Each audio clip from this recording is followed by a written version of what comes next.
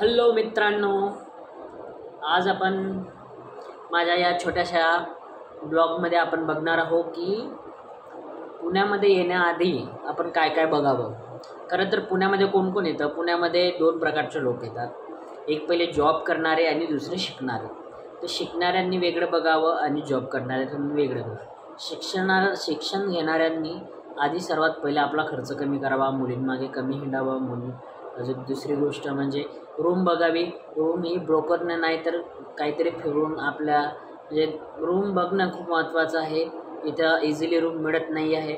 Easily आपल्याला कुठं hostel mess याची सगळी आवश्यकता असून आपण घरी राहून खरं तर खूप सारे खेड्यातली लोक पुण्यामध्ये येतात. पुण्यामध्ये आल्यानंतर पहिलं एकच काम करायचं, आपल्या राहण्याची व्यवस्था कुठं होते, काय होते, आपल्या रिलेटिव्सकडे होतं का, तर हे बघावं.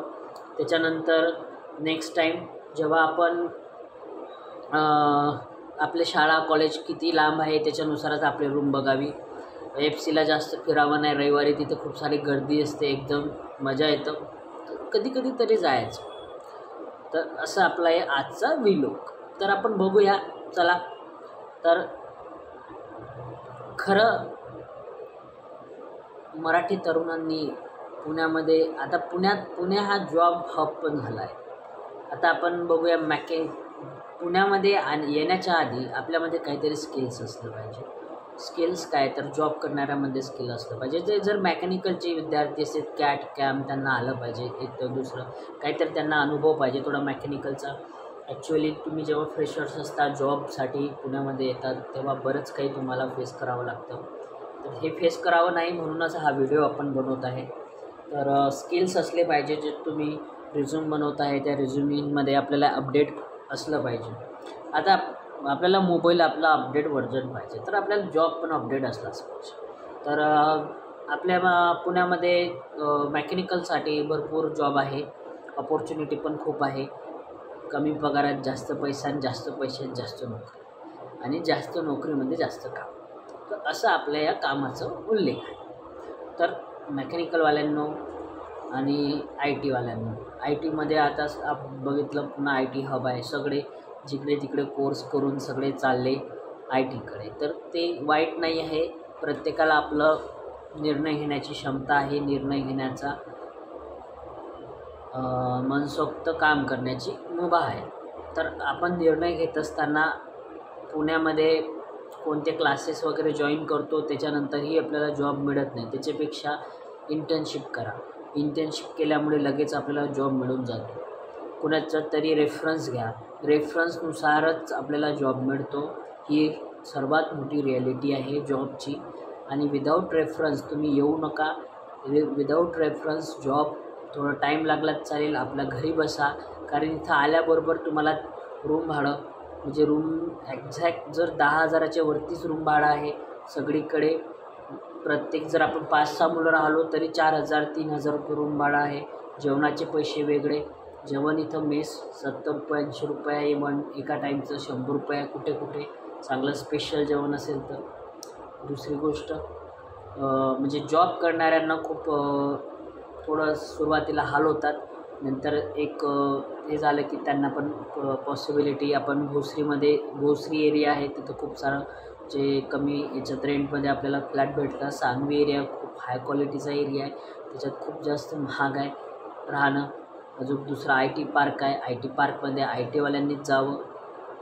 तिथं बरेच मेकॅनिकलचे पण जॉब आहे. त्याच्यामुळे ITसाठीच नाही. आता ITवाल्यांना पण मेकॅनिकलवाले मागे फेकत आहे. म्हणून मेकॅनिकल ITकडे का जात आहे मला समजत नाही. कारण की मेकॅनिकलमध्ये काम खूप जास्त असतं आणि वर्क प्रेशर जास्त असतं. सॅटर्डे संडे सुट्टी मिळत नाही. आता सॅटर्डे संडे सुट्टी मिळावी याच्यासाठी खरंच एक तर बघायचं आहे की खरंच सॅटर्डे संडे सुट्टी असली पाहिजे. खरं सॅटर्डे संडे सुट्टीच असलीच पाहिजे. कारण वर्क प्रेशर खूप होतं.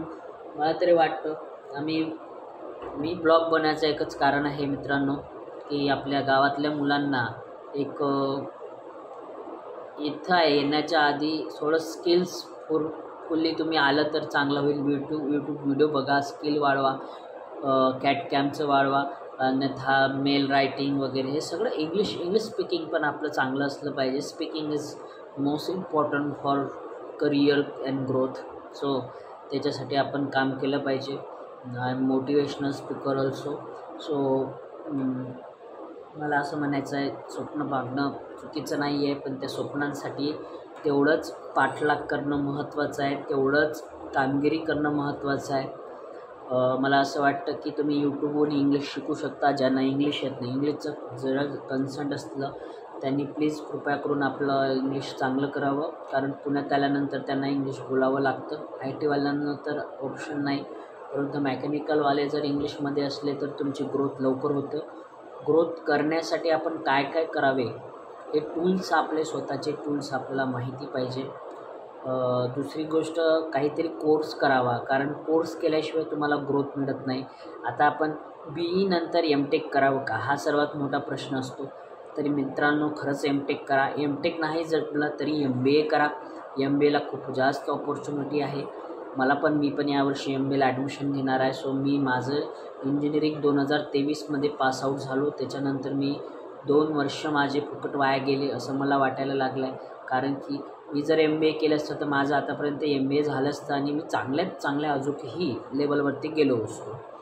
तर हा व्हिडिओ तुम्ही शेअर करा खूप लोकांना, कारण की इथं आल्यानंतर आपण काय करू शकतो हे सर्वात महत्त्वाचा विषय आहे. ड्रॉईंग, डिझाईन याच्यामध्ये पण काम करू शकतो. असं नाही आहे मित्रांनो की म्हणजे स्वप्न बघा आणि ते साकार करण्याचा प्रयत्न करा. दुसरं गोष्ट, छत्रपती शिवाजी महाराजांनी आपल्याला सांगितलं आहे की स्वराज्य हे स्वतःचं असलं पाहिजे. ते छोटं का नसो, तर स्वराज्याची छोटं का नसो ते स्वतःचं असलं पाहिजे. म्हणून आपण आता जॉब करतो आहे, म्हणून भविष्यात आपण नोकरी म्हणजे जॉबच करत राहू असा उद्देश नाही. काही वर्ष तुम्ही जॉब करा, एक्सपिरियन्स घ्या की मार्केटमध्ये काय चालू आहे, बिझनेस कसे उभे राहतात, छोटे मोठे बिझनेस कसे उभे राहतात, या सगळ्यांसाठी आपण प्रयत्न केला पाहिजे, शिकलं पाहिजे, जिज्ञासा असली पाहिजे. ते काय म्हणतात त्याला, कामं करण्याची आणि एक तडफड असली पाहिजे मनामध्ये. काहीतरी करूनच दाखवायचं आहे या देशासाठी, या विकासासाठी. स्वतःसाठी पहिले अर्थव्यवस्था जर सुधारायची असेल तर स्वतःचीसुद्धा अमीर होणं खूप महत्त्वाचं आहे या देशात. कारण सगळ्याचं सोंग करता येतं, पैशाचं सोंग कुणाला करता येत नाही. सगळ्यांना पैसा कमवायचा असतो, पैशासोबत स्किल कमवायचे असतात. स्किल कमवल्या की आपोआप पैसा कमवला जातो. म्हणून हे सगळं आपण करतो आहे ते पैशासाठी करतो आहे. आपण आपल्या आईवडिलांना, आपल्या परिवाराला, आपल्या मातृभूमीला, जिथं आपला जन्म झाला तिथं आपण वाढलो आणि तिथंच आपण मरणार, अशा या भूमीला आपण सोडून पुण्यासारख्या शहरामध्ये येतो. शहरामध्ये आल्यानंतर आपण इथल्या गर्दीमध्ये हरपून जातो. तर या गर्दीमध्ये तुम्ही हरपू नका. गर्दीमध्ये आपल्या परिवाराला, आपल्या फॅमिलीला विसरू नका. आपण इथं आलो कशासाठी, हा मेन उद्देश, मेन संकल्प काय आहे येण्याचा. फक्त आपल्याला जॉब करण्याची नाही, तर जॉब फक्त आपल्या थोड्या अर्थव्यवस्थेला आपल्याला पाया देण्यासाठी आपल्याला जॉब करायची आहे. जॉब केल्यानंतर आपण आपल्या अर्थव्यवस्था थोडीफार सुधारली तर नंतर आपण बिझनेसेस करू. हा एक उद्देश बिझनेसवाल्यांसाठी आहे. विद्यार्थ्यांसाठी उद्देश आहे की फक्त आपण अभ्यास करणार आहोत. या हेफसीच्या आणि इथे चकाचम खूप आहे, तर या चकाचमला बळी न पडता आपण अभ्यास करून खूप मोठं झालो पाहिजे. कारण की पुन्हा आपलं टार्गेट नाही, आपलं टार्गेट आहे आपल्या घराची अर्थव्यवस्था सुधारण्याची. आपल्याला असं वाटत नाही का की म्हणजे विद्यार्थ्यांना आणि सगळ्यांना असं वाटलं पाहिजे की कुठंतरी आपलं एक मोठं एम्पायर असलं पाहिजे. एम्पायर म्हणजे राज्य म्हणजे काय, तर एक साधा सरळ विषय की आपण श्रीमंत असलो पाहिजे, की आपल्याला कोणत्याच गोष्टीची कमतरता नसली पाहिजे, आपल्या फॅमिलीला नसली पाहिजे. मी पुण्यात आल्यानंतर सर्वात पहिले बघावं लागतं बाबा हा पैसा म्हणजे हे किती रुपयाचं आहे, तर ते किती कमीत कमी लॉसमध्ये आपण कसं महिना काढू शकू, हा सर्वात खूप महत्त्वाचा आहे. तर त्याच्यासाठी एकच आहे, कमीत कमी पैशात राहायचं असलं तर तुम्ही कमीत कमी फ्लॅटच्या भाड्यात म्हणजे कमी भाड्यामध्ये राहा. दुसरी गोष्ट, तुम्ही जेवण स्वतः घरी बनवू शकता. आम्ही स्वतः स्वयंपाक बनवतो, आमचे मित्र आम्ही स्वयंपाक बनवतो, दोन्ही टाईमचा बनवतो आणि जॉबसुद्धा करतो आणि मी एक यूट्यूब व्हिडिओ क्रिएटर पण आहे. मला याच्यामध्ये आनंद मिळतो यूट्यूबमध्ये, कारण की मला माझं करिअरची ग्रोथ आहे, मोटिवेशनल स्पीकर बनण्याची इच्छा. परंतु काय करू, यूट्यूब सबस्क्राईब जास्त नाही, त्याच्यामुळे मी जास्त सांगू शकत नाही मित्रांनो. परंतु माझी इच्छा आहे की तुम्ही पुण्यामध्ये येण्याच्या आधी ह्या सगळ्या गोष्टी चेक केल्या पाहिजे. कारण आपण पुण्या, मुंबई, दिल्लीमध्ये जातो, आपल्या परिवाराला सोडून जातो, आपले आईवडील.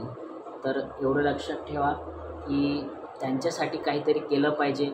मला पण असं वाटतं की मी फर्स्ट सॅलरी आली की मी माझ्या परिवारासाठी काय करू, काय करायचं आहे, मला हे करायचं आहे, ते करायचं आहे.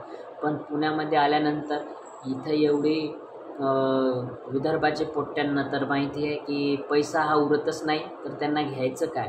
पण तरी साठवण्याचा प्रयत्न करा. दर महिन्याला 2,000-3,000 रुपये असं काहीतरी साठवलं तर खरंच तुमचं साठवणूक होईल. पैसा हा मैळ असतो. काही मित्र असतात की ते खर्च करतात भरपूर, पण एवढं लक्षात ठेवा, आपण गरीब घराण्यातून आहे, गरीब परिवारातून आहे, तर आपण पैसा कमी खर्च करावा. कारण की सगळ्याच गोष्टी खर्च करण्याने उद्दिष्ट पूर्ण होत नाही. तर पैसा कमी खर्च करून आपण कसं आपला पैसा वाचवू याच्यावरती आपण भर दिला पाहिजे. कारण आपले वडील शेतकरी आहे, शेतात काम करत आहे आणि आपण इकडे आराम करतो आहे, हे असं झालं नाही पाहिजे. आपली आई हाऊसवाईफ जरी आहे तरी ते पण खूप कष्टाने आपल्याला शिकवलं आहे. त्यांनी पण त्यांचे स्वप्न मारून आपले स्वप्न पूर्ण करण्यासाठी आपल्याला इथं पुण्यामध्ये पाठवलं आहे. तर आपण आपले स्वप्न पूर्ण तर झालेच पाहिजे, पण त्यांचे पण काही स्वप्न असतील ते पण आपण पूर्ण केले पाहिजे मित्रांनो. खरं तर काही लोकांना असं वाटतं की यूट्यूब चांगला जरिया आहे. तुम्ही जर यूट्यूब खोलला आणि काहीतरी लर्न करत असेल तर मला पण वाटतं की मी एक यूट्यूबर व्हावं. विदर्भाचा यूट्यूबर आहे भाऊ, तुम्ही सबस्क्राईब करा चॅनललाच, म्हणजे खूप शेअर करा, लाईक करा. आणि पुण्यामध्ये येण्याच्या आधी तुम्ही खरंच हे चेक करा की पुण्यामध्ये राहण्यासाठी आपल्याला काय लागणार आहे, काय गरजेचं आहे, आपण काय थांबवलं पाहिजे, काय नाही केलं पाहिजे. सहज इतिहास घडत नाही. इतिहास घडण्यासाठी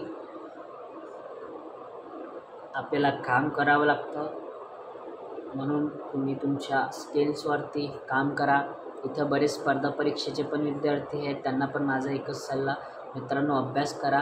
अभ्यास करून आपल्या गावात जेव्हा तुम्ही जासाल तेव्हा तुमचं जंगी स्वागत होईल, हा माझा शब्द आहे. म्हणून सबस्क्राईब करा चॅनलला, हीच माझी विनंती आहे. आणि सर्वात जास्त पुणेकरांनो लाईक करा please. Thank you very much. All the best your career and your growth. Thank you.